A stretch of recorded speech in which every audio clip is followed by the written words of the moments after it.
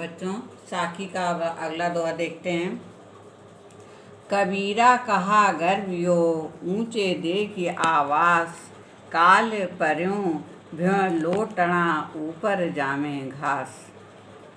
अब प्रस्तुत साखी में कबीरदास जी ने संसार की नश्वरता, मतलब कि संसार नश्वर है, इसकी तरफ ध्यान आकर्षित करते हुए कहते हैं कि अपने को उच्च स्थान पर पाकर गर्व नहीं करना चाहिए। यदि व्यक्ति बहुत ऊंचा स्थान प्राप्त कर लेता है तो उस पर उसे गर्व नहीं करना चाहिए। अब व्याख्या देखिए। निर्गुण निराकार ब्रह्म के उपासक संत कबीरदास जी कहते हैं कि इस संसार की नश्वरता को बता रहे हैं कि हे मनुष्य, तुम इस संसार में ऊंचे देख या आवास माने भवन, ऊंचे ऊंचे मकान को देख करके गर्वियों मतलब घमंड ना करना। तो आवास को देख करके घमंड नहीं करना चाहिए। कबीरदास जी कहते हैं, हे मनुष्य, तुम इस संसार में बहुत उच्च स्थान को प्राप्त कर चुके हो, इसलिए इसका तुम्हें तनिक भी गर्व नहीं करना चाहिए। क्यों? क्योंकि ये संसार नश्वर है। एक दिन यह वैभव नष्ट हो जाएगा और सब धूल में मिल जाएगा और इस पर घास ही जमेगी।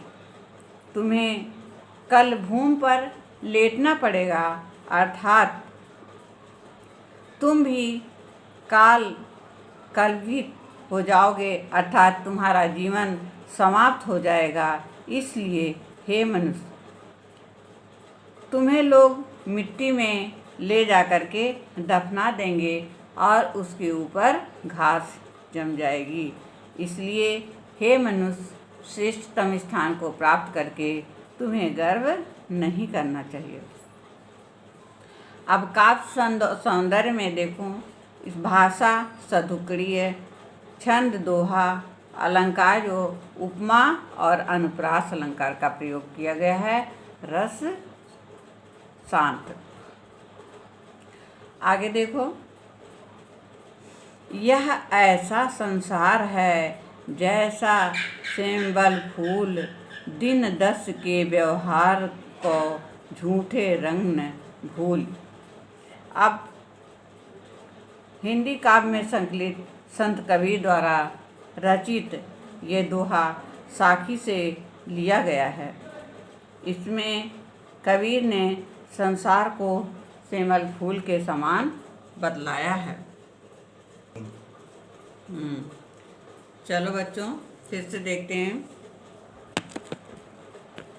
ज्ञान मार्ग की शाखा के संत कबीरदास जी का कहना है कि ये संसार सेमल फूल के समान है और ये अल्पकालीन सांसारिक रंग रूप दिखावा में न पढ़ने का उपदेश दिया गया है। अब व्याख्या देखिए। कबीरदास जी कहते हैं कि संसार की असारता में यह संसार जो है सेमल फूल की भांति अत्यंत सुंदर तो है, आकर्षक तो है, किंतु इसमें किसी प्रकार की कोई गंध नहीं है। जिस प्रकार तोता सेमल फूल के सौंदर्य को देखता है और उस पर मुग्ध होकर के सुंदर फल की आशा से उस पर मंडराता रहता है और अंत में जब उसके फल उसके हाथ लगता है तो क्या हाथ लगता है? रूई हाथ लगती है। ठीक उसी प्रकार ये जीव भी है, संसार की अल्पकालीन रंग बिरंगे सौंदर्य में भूला हुआ है। उसे इस झूठे रंग में सच्चाई को नहीं भूलना चाहिए। कबीरदास जी कहते हैं, ये जो है संसार सेमल फूल के समान सौंदर्य युक्त तो है, लेकिन ये सदैव नहीं रहेगा। काव्य सौंदर्य में देखिए, दिन दस के व्यवहार, मतलब कि थोड़े समय का ये जीवन है। मनुष्य का जीवन अत्यंत थोड़े समय के लिए है। अलंकार इसमें उपमा है। झूठे रंग न भूल, मतलब संसार के कच्चे रंग अर्थात नश्वरता को नहीं भूलना चाहिए। भाषा सदुक्कड़ी है और रस शांत। आप आगे देखिए, यही अवसर चेत्या नहीं, पस ज्यों पाली देह, राम नाम जाड़ा नहीं, अंत पड़ी मुख से। अब कबीरदास जी कहते हैं कि मनुष्य योनि में पा करके ईश्वर स्मरण को नहीं भूलना चाहिए। मनुष्य योनि अत्यंत ही दुर्लभ है, इसलिए मनुष्य योनि को पा करके अपना जीवन व्यर्थ नहीं करना चाहिए। कबीरदास जी ज्ञान मार्ग की शाखा के संत कबीरदास जी कहते हैं कि हे जीव, तुम इस मनुष्य योनि में पैदा हुए हो, जो अत्यंत दुर्लभ है। बड़े सौभाग्य से ये प्राप्त होती है।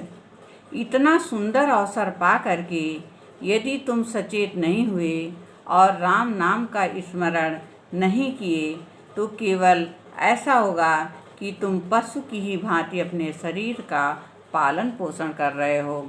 समझ लो, यदि इस समय तुमने राम नाम का स्मरण नहीं किया तो अंत में जो है मिट्टी में ही मिलना पड़ेगा।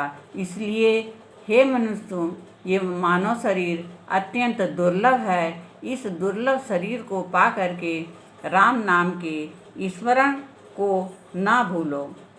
अब काव्य सौंदर्य में देखो, भाषा सधुकड़ी है, रस शांत, छंद दोहा है। आगे देखो कि पस ज्यों पाली देह में उपमा अलंकार है, राम नाम में अनुप्रास अलंकार है।